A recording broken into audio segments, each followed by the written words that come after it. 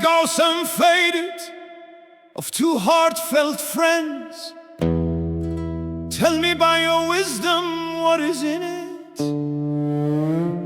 when to one of them comes good from his lady, and to the other harm and trouble and evils, so that neither one has power to turn away. Which one should strive harder to serve? His lady for this, in the right of love judged, and then the one you choose. Give your reasons.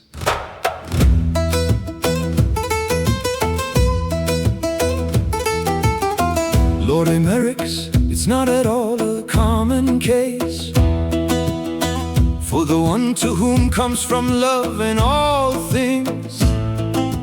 Harm and trouble, he should be as courtly toward his lady in loyal services as the one whose desires are all fulfilled.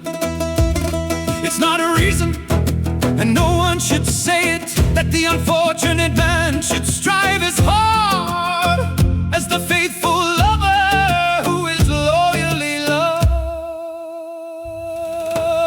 Gaucelm Faidit, a venal lover, should take it just as you have taken it, for such a friend doesn't serve his lady at all if he knows well that his service is sound.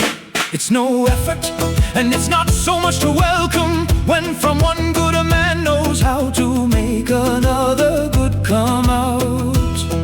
But the one who can make good from evil, know this: through noble serving, his thanks should be doubled.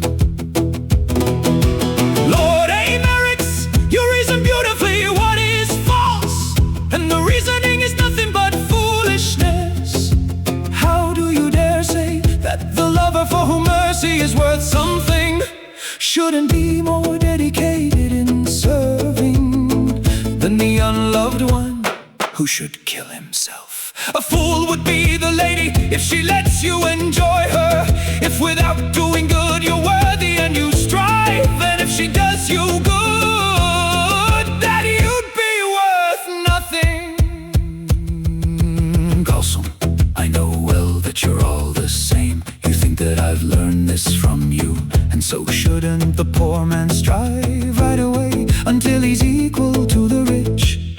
And yet more does the sick man want to heal than another healthy man wants to flee sickness. And so the one who's little advanced should strive harder than the one who's more prized.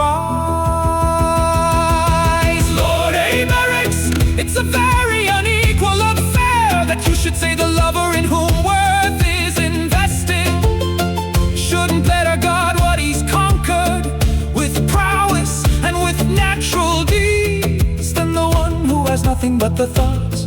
He has no thanks, instead he makes himself mocked, and his service is loss and folly, since nothing he does pleases his lady.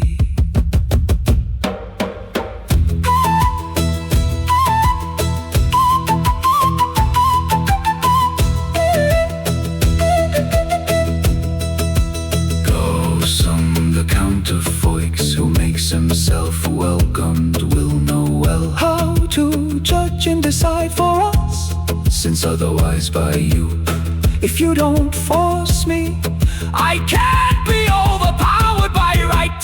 Lord Emeric's, the valiant count, will know well how to choose the best and speak the true judgment, for he knows the right of love so much better.